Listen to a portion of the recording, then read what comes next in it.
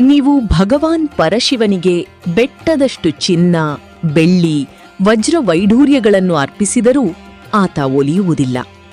56 ಬಗೆಯ ಭಕ್ಷ್ಯ ಭೋಜನಗಳನ್ನು ನೈವೇದ್ಯವಾಗಿ ಇಟ್ಟರೂ ಆತನಿಗೆ ತೃಪ್ತಿಯಾಗುವುದಿಲ್ಲ.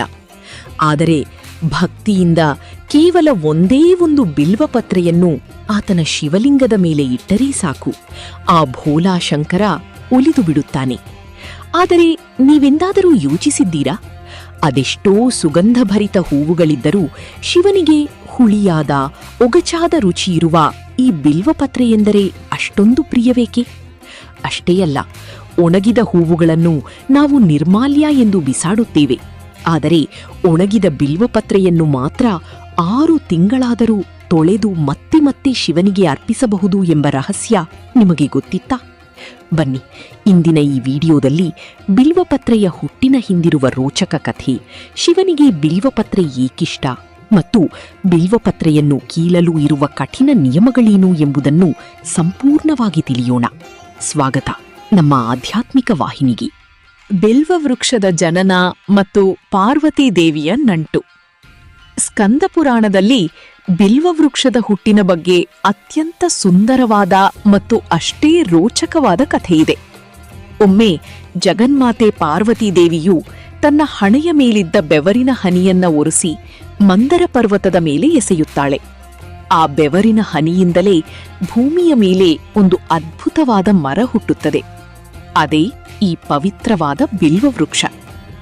ಸ್ವತಃ ಪಾರ್ವತೀ ದೇವಿಯ ಅಂಶದಿಂದಲೇ ಹುಟ್ಟಿದ ಕಾರಣ ಬಿಲ್ವ ಮರದ ಬೇರಿನಲ್ಲಿ ಗಿರಿಜೆಯಾಗಿಯೂ, ಕಾಂಡದಲ್ಲಿ ಮಹೇಶ್ವರಿಯಾಗಿಯೂ, ಕೊಂಬೆಗಳಲ್ಲಿ ದಾಕ್ಷಾಯಣಿಯಾಗಿಯೂ, ಎಲೆಗಳಲ್ಲಿ ಪಾರ್ವತಿಯಾಗಿಯೂ ಮತ್ತು ಹೂವು ಹಣ್ಣುಗಳಲ್ಲಿ ಕಾತ್ಯಾಯನಿಯಾಗಿಯೂ ಜಗನ್ಮಾತೆ ನೆಲೆಸಿದ್ದಾಳೆ ಎಂದು ಪುರಾಣಗಳು ಸಾರುತ್ತವೆ. ಯಾವ ವೃಕ್ಷದಲ್ಲಿ ಸಾಕ್ಷಾತ್ ತನ್ನ ಪತ್ನಿಯಾದ ಪಾರ್ವತೀ ದೇವಿಯೇ ನೆಲೆಸಿದ್ದಾಳೋ ಆ ವೃಕ್ಷದ ಎಲೆಯನ್ನ ಅರ್ಪಿಸಿದರೆ ಶಿವನು ಪ್ರಸನ್ನನಾಗದೇ ಇರುತ್ತಾನೆಯೇ? ಶಿವ ಮತ್ತು ಶಕ್ತಿಯರ ಅದ್ಭುತ ಮಿಲನವೇ ಈ ಬಿಲ್ವಪತ್ರೆ. ಹಾಲಾಹಲ ವಿಷ ಮತ್ತು ಬಿಲ್ವಪತ್ರೆಯ ತಂಪು. ಶಿವನಿಗೆ ಬಿಲ್ವಪತ್ರೆ ಇಷ್ಟವಾಗಲು ಇರುವ ಮತ್ತೊಂದು ಅತಿದೊಡ್ಡ ಕಾರಣ ಕ್ಷೀರಸಾಗರ ಮಥನ. ದೇವತೆಗಳು ಮತ್ತು ಅಸುರರು ಸೇರಿ ಸಮುದ್ರ ಮಥನ ಮಾಡುವಾಗ ಅದರಿಂದ ಹಾಲಾಹಲ ಎಂಬ ಭಯಾನಕ ವಿಷ ಹೊರಬರುತ್ತದೆ. ಇಡೀ ಜಗತ್ತನ್ನೇ ನಾಶ ಮಾಡುವ ಶಕ್ತಿಯಿದ್ದ ಆ ವಿಷವನ್ನು ಕಂಡು 3 ಲೋಕಗಳು ನಡುಗುತ್ತವೆ. ಆಗ ಲೋಕ ಕಲ್ಯಾಣಕ್ಕಾಗಿ ಆ ಮಹಾವಿಷವನ್ನು ತಾನೇ ಕುಡಿದು ಗಂಟಲಲ್ಲಿ ಇಟ್ಟಿಕೊಳ್ಳುತ್ತಾನೆ ನೀಲಕಂಠ. ವಿಷದ ಪ್ರಭಾವದಿಂದ ಶಿವನ ದೇಹದಲ್ಲಿ ವಿಪರೀತ ಉಷ್ಣತೆ, ತಾಪ ಹೆಚ್ಚಾಗುತ್ತದೆ. ಆ ತಾಪವನ್ನು ಕಡಿಮೆ ಮಾಡಲು ದೇವತೆಗಳು ಶಿವನ ತಲೆಯ ಮೇಲೆ ಗಂಗಾಜಲವನ್ನು ಸುರಿದು ಅತ್ಯಂತ ತಂಪಾದ ಗುಣವನ್ನು ಹೊಂದಿರುವ ಬಿಲ್ವಪತ್ರೆಯನ್ನು ಇಡುತ್ತಾರೆ. ಬಿಲ್ವಪತ್ರೆಯು ಶಿವನ ದೇಹದ ಉಷ್ಣತೆಯನ್ನು ಹೀರಿಕೊಂಡು ಆತನಿಗೆ ತಂಪನ್ನು ನೀಡುತ್ತದೆ. ಅಂದಿನಿಂದ ಯಾರು ಶಿವನಿಗೆ ಬಿಲ್ವಪತ್ರೆಯನ್ನು ಅರ್ಪಿಸುತ್ತಾರೋ ಅವರ ಬದುಕಿನ ತಾಪತ್ರಯಗಳನ್ನು, ಕಷ್ಟಗಳನ್ನು ನಾನು ಹೀರಿಕೊಳ್ಳುತ್ತೇನೆ ಎಂದು ಶಿವನು ವರ ನೀಡುತ್ತಾನೆ. ತ್ರಿಮೂರ್ತಿಗಳ ಸ್ವರೂಪ ಮತ್ತು ವೈಜ್ಞಾನಿಕ ಸತ್ಯ. ನೀವು ಬಿಲ್ವಪತ್ರೆಯನ್ನು ಗಮನಿಸಿದರೆ ಅದರಲ್ಲಿ 3 ಎಲೆಗಳು ಒಟ್ಟಿಗೆ ಇರುತ್ತವೆ.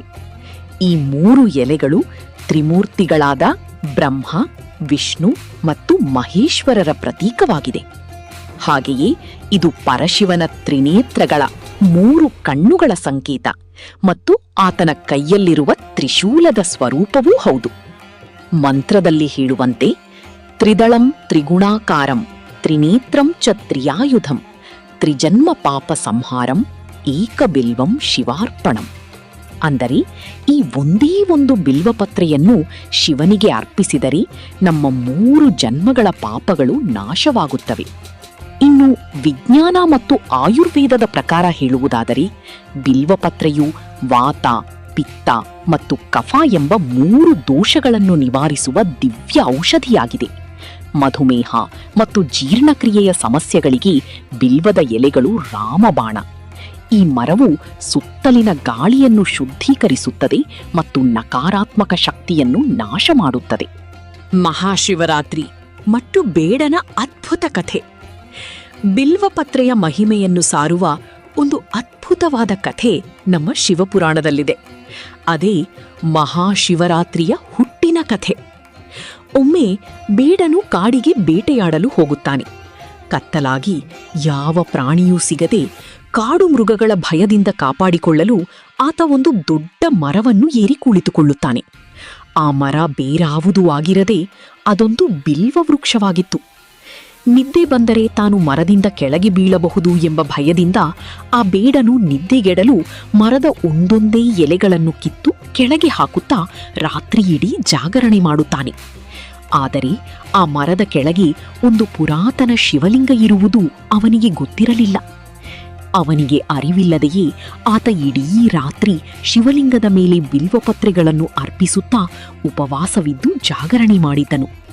ಮರುದಿನ ಬೆಳಿಗ್ಗೆ ಆತನಿಗೆ ಸಾಕ್ಷಾತ್ ಪರಮಶಿವನೇ ದರ್ಶನ ನೀಡಿ ಆತನ ಸಕಲ ಪಾಪಗಳನ್ನು ನಾಶ ಮಾಡಿ ಮೋಕ್ಷವನ್ನು ಕರುಣಿಸುತ್ತಾನೆ. ನೋಡಿದಿರಾ, ಗೊತ್ತಿಲ್ಲದೆ ಯಾವುದೇ ಮಂತ್ರವಿಲ್ಲದೆ ಕೇವಲ ಬಿಲ್ವಪತ್ರೆಯನ್ನು ಅರ್ಪಿಸಿದ ಆ ಬೇಡನಿಗೇ ಪರಶಿವನು ಮೋಕ್ಷವನ್ನು ನೀಡಿದ ಮೇಲೆ ಇನ್ನು ಭಕ್ತಿಯಿಂದ ಅರ್ಪಿಸುವ ಭಕ್ತರನ್ನು ಆ ಭೋಲಾಶಂಕರ ಕೈಬಿಡುವನೇ? ಅಪರೂಪದ ಬಿಲ್ವಪತ್ರೆಗಳು 5, 7 ಮತ್ತು 21 ಎಲೆಗಳ ವಿಸ್ಮಯ. ನಾವು ಸಾಮಾನ್ಯವಾಗಿ ನೋಡುವುದು 3 ಎಲೆಗಳ ಬಿಲ್ವಪತ್ರೆಯನ್ನು ಮಾತ್ರ. ಆದರೆ ಪ್ರಕೃತಿಯಲ್ಲಿ 3ಕ್ಕಿಂತ ಹೆಚ್ಚು ಎಲೆಗಳಿರುವ ಬಿಲ್ವಪತ್ರೆಗಳು ಸಿಗುತ್ತವೆ ಎಂಬ ಅಚ್ಚರಿಯ ಸತ್ಯ ನಿಮಗೆ ಗೊತ್ತೇ? ಕೆಲವು ಅಪರೂಪದ ಮರಗಳಲ್ಲಿ 5 ಎಲೆಗಳ ಪಂಚಬಿಲ್ವ, 7 ಎಲೆಗಳ ಸಪ್ತಬಿಲ್ವ, 9 ಎಲೆಗಳ ನವಬಿಲ್ವ ಮತ್ತು ಅತ್ಯಂತ ವಿರಳವಾಗಿ 21 ಎಲೆಗಳಿರುವ ಬಿಲ್ವಪತ್ರೆಗಳು ಹುಟ್ಟುತ್ತವೆ. ಶಿವಪುರಾಣದ ಪ್ರಕಾರ ಈ 5 ಅಥವಾ 7 ಎಲೆಗಳ ಬಿಲ್ವಪತ್ರೆಯು ಸಿಗುವುದು ಮನುಷ್ಯನ ಜನ್ಮಾಂತರದ ಪುಣ್ಯ. ಇಂತಹ ಒಂದೇ ಒಂದು ಬಿಲ್ವಪತ್ರೆಯನ್ನು ಶಿವನಿಗೆ ಅರ್ಪಿಸಿದರೆ ಕೋಟಿ ಗೋವುಗಳನ್ನು ದಾನ ಮಾಡಿದ ಪುಣ್ಯ ಲಭಿಸುತ್ತದೆ. ಒಂದು ವೇಳೆ ನಿಮಗೆ ಎಂದಾದರೂ 5 ಅಥವಾ 7 ಎಲೆಗಳ ಬಿಲ್ವಪತ್ರೆ ಸಿಕ್ಕರೆ ಅದನ್ನು ಪೂಜೆಯ ನಂತರ ಬಿಸಾಡದೆ ನಿಮ್ಮ ಮನೆಯಲ್ಲಿ ಹಣ ಇಡುವ ಜಾಗದಲ್ಲಿ, ಅಂದರೆ ತಿಜೋರಿ ಅಥವಾ ದೇವರ ಮನೆಯಲ್ಲಿ ಒಂದು ಶುದ್ಧವಾದ ಬಟ್ಟೆಯಲ್ಲಿ ಕಟ್ಟಿ ಇಡಿ. ಇದು ಸಾಕ್ಷಾತ್ ಲಕ್ಷ್ಮೀದೇವಿಯನ್ನು ನಿಮ್ಮ ಮನೆಗೆ ಆಕರ್ಷಿಸುವ ಚುಂಬಕವಾಗಿ ಕೆಲಸ ಮಾಡುತ್ತದೆ. ಬಿಲ್ವಪತ್ರೆಗೆ ಗಂಧ ಹಚ್ಚುವ ರಹಸ್ಯ. ಬಿಲ್ವಪತ್ರೆಯನ್ನು ಸುಮ್ಮನೆ ಹಾಗೆ ತಂದು ಲಿಂಗದ ಮೇಲೆ ಇಡುವುದಕ್ಕಿಂತ ಅದನ್ನು ಅರ್ಪಿಸುವ ಒಂದು ವಿಶೇಷವಾದ ತಾಂತ್ರಿಕ ವಿಧಾನವಿದೆ. ಶಿವನಿಗೆ ಬಿಲ್ವಪತ್ರೆಯನ್ನು ಅರ್ಪಿಸುವಾಗ ಯಾವಾಗಲೂ ಆ 3 ಎಲೆಗಳ ಮೇಲೆ ಶುದ್ಧವಾದ ಶ್ರೀಗಂಧವನ್ನು ಹಚ್ಚಬೇಕು. ಶ್ರೀಗಂಧದ ಕೊರಡನ್ನು ತೆಗೆದು ನಿಮ್ಮ ಉಂಗುರದ ಬೆರಳಿನಿಂದ ಎಲೆಯ ಮೇಲೆ ಓಂ ನಮಃ ಶಿವಾಯ ಅಥವಾ ಕನಿಷ್ಠ ಓಂ ಎಂದು ಬರೆದು ಅರ್ಪಿಸಿದರೆ ನಿಮ್ಮ ಪ್ರಾರ್ಥನೆಯು ನೇರವಾಗಿ ಕೈಲಾಸವನ್ನು ತಲುಪುತ್ತದೆ ಎಂಬ ನಂಬಿಕೆಯಿದೆ. ಅಷ್ಟೇ ಅಲ್ಲ, ನೀವು ರಾಮನಾಮವನ್ನು ಬಿಲ್ವಪತ್ರೆಯ ಮೇಲೆ ಬರೆದು ಶಿವನಿಗೆ ಅರ್ಪಿಸಿದರೆ ಶಿವನು ಅತ್ಯಂತ ಶೀಘ್ರವಾಗಿ ಒಲಿಯುತ್ತಾನೆ. ಏಕೆಂದರೆ ಶಿವನಿಗೆ ತನ್ನ ಇಷ್ಟ ದೈವವಾದ ಶ್ರೀರಾಮನ ನಾಮ ಎಂದರೆ ಅಚ್ಚುಮೆಚ್ಚು. ಬಿಲ್ವಪತ್ರೆಯನ್ನು ಕೀಳುವ ನಿಯಮಗಳು. ಬಿಲ್ವಪತ್ರೆಯು ಎಷ್ಟೊಂದು ಪವಿತ್ರವೆಂದರೆ ಅದನ್ನು ಕೀಳಲು ಮತ್ತು ಅರ್ಪಿಸಲು ನಮ್ಮ ಶಾಸ್ತ್ರಗಳಲ್ಲಿ ಕಠಿಣ ನಿಯಮಗಳಿವೆ. ಸೋಮವಾರ, ಅಷ್ಟಮಿ, ನವಮಿ, ಚತುರ್ದಶಿ, ಅಮಾವಾಸ್ಯೆ ಮತ್ತು ಹುಣ್ಣಿಮೆಯ ದಿನಗಳಂದು ಮರದಿಂದ ಬಿಲ್ವಪತ್ರೆಯನ್ನು ಕೀಳಬಾರದು. ಹಾಗಾದರೆ ಈ ದಿನಗಳಲ್ಲಿ ಪೂಜೆ ಮಾಡುವುದು ಹೇಗೆ? ಇಲ್ಲೇ ಇರುವುದು ಅತಿ ದೊಡ್ಡ ರಹಸ್ಯ. ಬಿಲ್ವಪತ್ರೆಗೆ ಎಂದಿಗೂ ಸೂತಕವಿಲ್ಲ, ಅದು ಎಂದಿಗೂ ಹಳಸುವುದಿಲ್ಲ. ಆದ್ದರಿಂದ ಒಂದು ಬಾರಿ ಪೂಜೆಗೆ ಬಳಸಿದ ಬಿಲ್ವಪತ್ರೆಯನ್ನೇ ನೀರಿನಲ್ಲಿ ತೊಳೆದು ಶುದ್ಧೀಕರಿಸಿ ಮತ್ತೆ 6 ತಿಂಗಳವರೆಗೂ ಶಿವನಿಗೆ ಅರ್ಪಿಸಬಹುದು ಎಂದು ಆಗಮಶಾಸ್ತ್ರಗಳು ಹೇಳುತ್ತವೆ. ಮತ್ತು ಬಿಲ್ವಪತ್ರೆಯನ್ನು ಶಿವಲಿಂಗದ ಮೇಲೆ ಇಡುವಾಗ ಎಲೆಯ ನಯವಾದ ಭಾಗವು ಶಿವಲಿಂಗಕ್ಕೆ ತಾಗುವಂತೆ ಮತ್ತು ತೊಟ್ಟು ನಮ್ಮ ಕಡೆಗೆ ಇರುವಂತೆ ಅರ್ಪಿಸಬೇಕು. ಮುಂದಿನ ಬಾರಿ ನೀವು ಶಿವನ ದೇವಾಲಯಕ್ಕೆ ಹೋದಾಗ ಕೈಯಲ್ಲೊಂದು ಬಿಲ್ವಪತ್ರೆಯನ್ನು ಹಿಡಿದು ಭಕ್ತಿಯಿಂದ ಅರ್ಪಿಸಿ. ಆ ಭೋಲಾಶಂಕರನು ನಿಮ್ಮ ಸಕಲ ಇಷ್ಟಾರ್ಥಗಳನ್ನು ಈಡೇರಿಸಲಿ. ಈ ದೈವಿಕ ಮಾಹಿತಿ ನಿಮಗಿಷ್ಟವಾಗಿದ್ದರೆ ವಿಡಿಯೋವನ್ನು ಲೈಕ್ ಮಾಡಿ ಮತ್ತು ನಿಮ್ಮ ಆಪ್ತರೊಂದಿಗೆ ಶೇರ್ ಮಾಡಿ. ಇಂತಹ ಮತ್ತಷ್ಟು ಪುರಾಣದ ರಹಸ್ಯಗಳಿಗಾಗಿ ನಮ್ಮ ವಾಹಿನಿಯನ್ನು ಸಬ್ಸ್ಕ್ರೈಬ್ ಮಾಡಿ. ಸರ್ವೇ ಜನಾಃ ಸುಖಿನೋ ಭವಂತು. ಓಂ ನಮಃ ಶಿವಾಯ.